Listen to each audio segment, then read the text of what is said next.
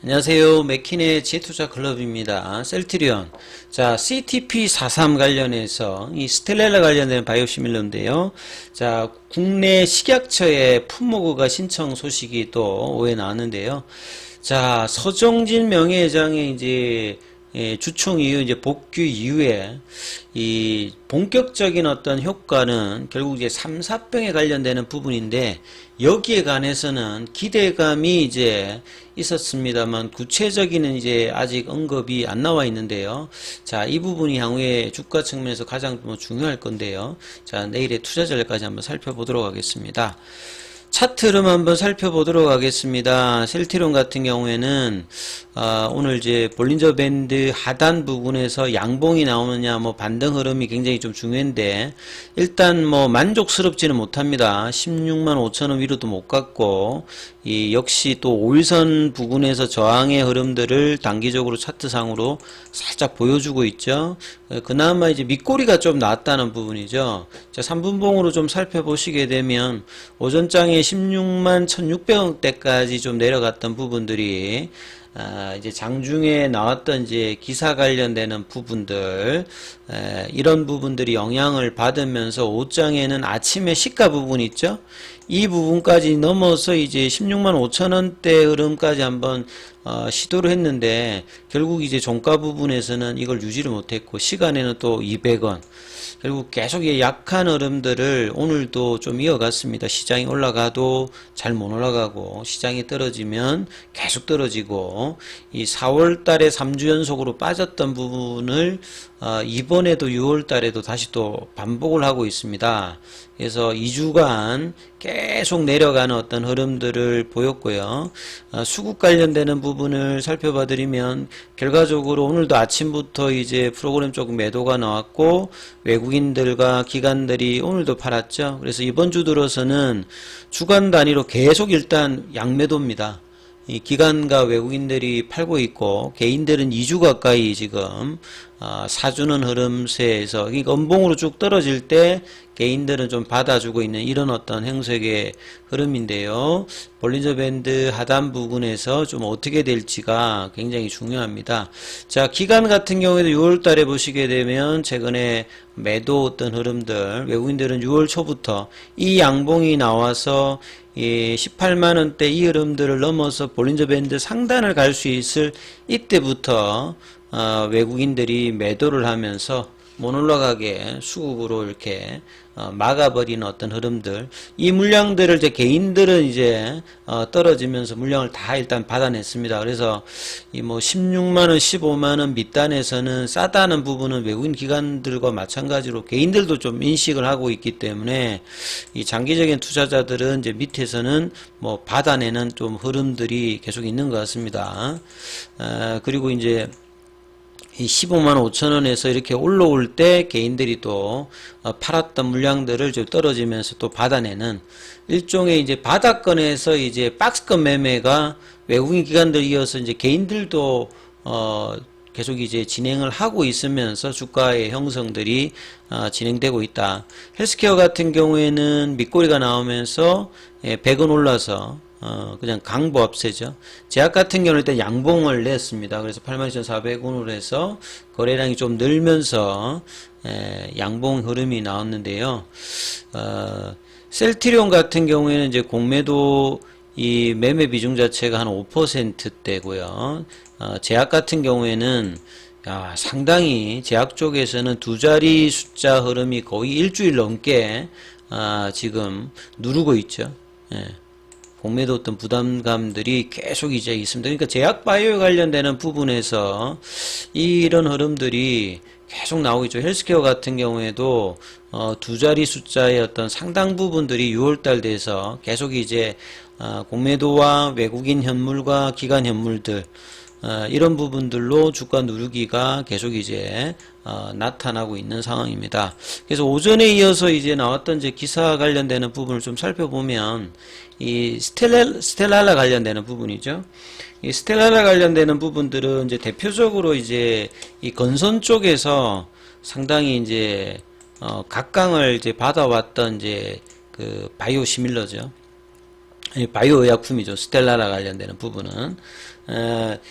요게 이제 오리지널 그 의약품 관련되는 부분은 이 존슨앤존슨입니다. 여기에서 이제 신약 개발 관련된 자회사가 이제 그 얀센이 있죠. 근데 원래 이제 이 개발 관련되는 부분은 그 존슨앤존슨의 자회사 이제 센터코가 일단 개발을 했어요.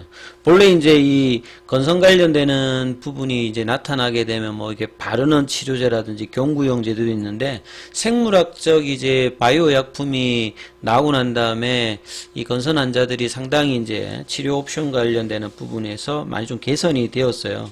본래는 이제 그 암젠의 엠브렐 관련되는 부분들도 많이 하는데 엠브렐이 이제 주 2에서 뭐 12주 정도를 맞아야 되는데 대비해서 스텔랄라 같은 경우에는 12주 동안 그러니까 한 뭐 석 달 동안에 2번 정도만 투여되니까 굉장히 환자의 어떤 편의성이 높아져서 이 스텔랄라 관련되는 부분의 어떤 치료 시장 자체도 보시게 되면 한 23조니까요. 규모가 큽니다. 일종의 이제 면역 억제제라고 보시면 되겠죠. 자가 면역 질환 관련되는 부분에서. 그래서 이제 기존에 이제 이 풀레발 관련되는 부분은 뭐 크론병이라든지 궤양성 대장염 뭐 이런 부분들의 어떤 적응증 전체를 하고 있는데요. 이 보통 이제 자가 면역 질환 치료제 중에서 이 기전을 보게 되면 대표적으로 이 종양 개사인자 TNF 알파 관련되는 억제제 관련되는 부분들이 많이 있죠. 앞서 말씀드렸듯이 최초의 이제 TNF 알파 억제제가 이 엠브렐입니다. 그 다음에 이제 나왔던 게 레미케이드고요. 존슨앤존슨의. 그 다음에 나왔던 게 이제 그 에브비의 휴미라입니다.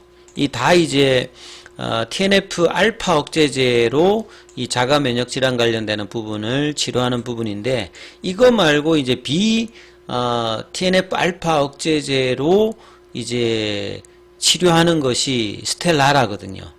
여기는 이제 건선을 이제 예를 든다면 이 건선에 직접적으로 타켓을 하는 어떤 기전이다 이렇게 보시면 됩니다. 그래서 직접적으로 영향을 미치는 뭐 인터루킨 관련되는 1, 2, 3을 억제를 하기 때문에 기존의 TNF 알파 억제제하고 좀 다른 어떤 기전을 가지고 있죠. 그래서 자가 면역 질환에서 TNF 알파뿐만 아니라 이런 인터루킨까지 이제 구축을 바이오시밀러로 셀트리온이 기존에 이제 그 레미케이드의 렘시마가 있고 휴미라의 이제 유플라이마가 있죠. 그리고 이제 이 스텔라 관련되는 부분에서 이 바이오시밀러가 이제 CTP43이니까 자가 면역 질환 전체적인 어떤 부분에 확장들이 좀 일어난다. 이 시장만 하더라도 이게 작은 어떤 시장이 아니고 기전이 좀 다르기 때문에 치료 옵션이 이제 여러 가지 다양하다는 부분 자체는 상당히 어떤 경쟁력 증가에 뭐 도움이 된다 이렇게 봐야 되겠죠.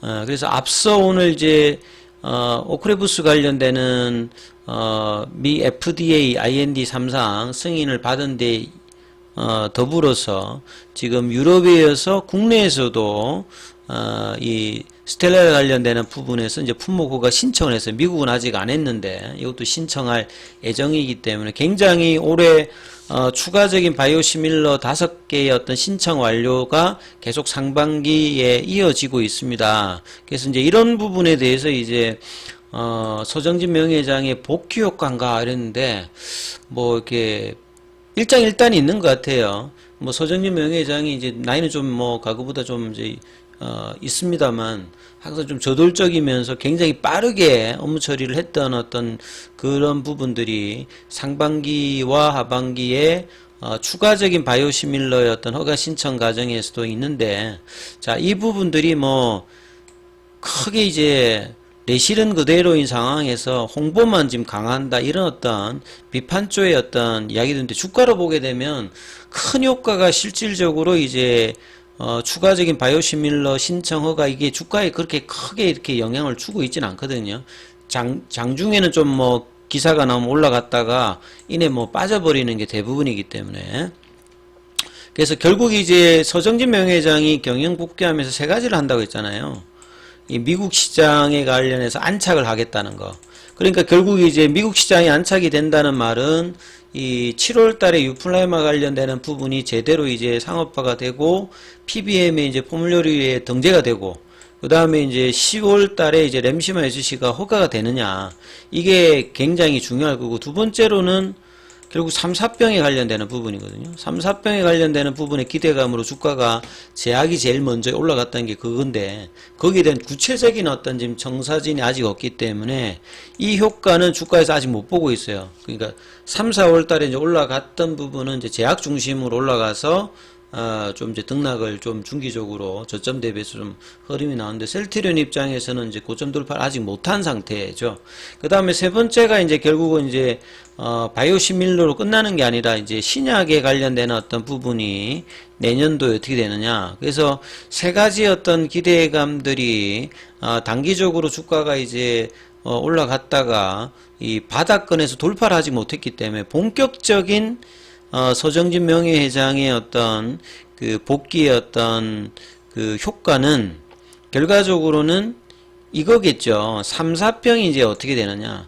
사실 이제 셀트리온이 이제 그동안에 뭐 이렇게 회사의 어떤 적극적인 어떤 뭐 이 관련 자기 어떤 자사의 어떤 제품에 대해서 그렇게 열심히 이제 이렇게 뭐 기사를 내지를 않았다가 서정진 명예회장이 복귀 이후에 계속 이제 내고 있는데 뭐 기존에 하던 부분이고 시장이 원하는 이제 뭐 3, 4병이라든지 미국 시장에 이제 플라이마라든지 이 램시마 SC의 어떤 구체적인 과정이 있잖아요. PBM의 협상이 좀 어떻게 되어 있고 7월달 상업화 어떤 전략들 이런 것들은 새로운 기사들이 이렇게 많이 나오고 있지 않는데 그런 부분들이 이제 7월달 이후에 이제 본격적으로 나오게 되면 이런 부분의 어떤 흐름으로 주가가 가야 되는데 사실 이제 그런 내용들이 이제 회사 입장에서 많이 없다 보니까 오히려 6월달 들어서 7월에 어떤 재료를 앞두면서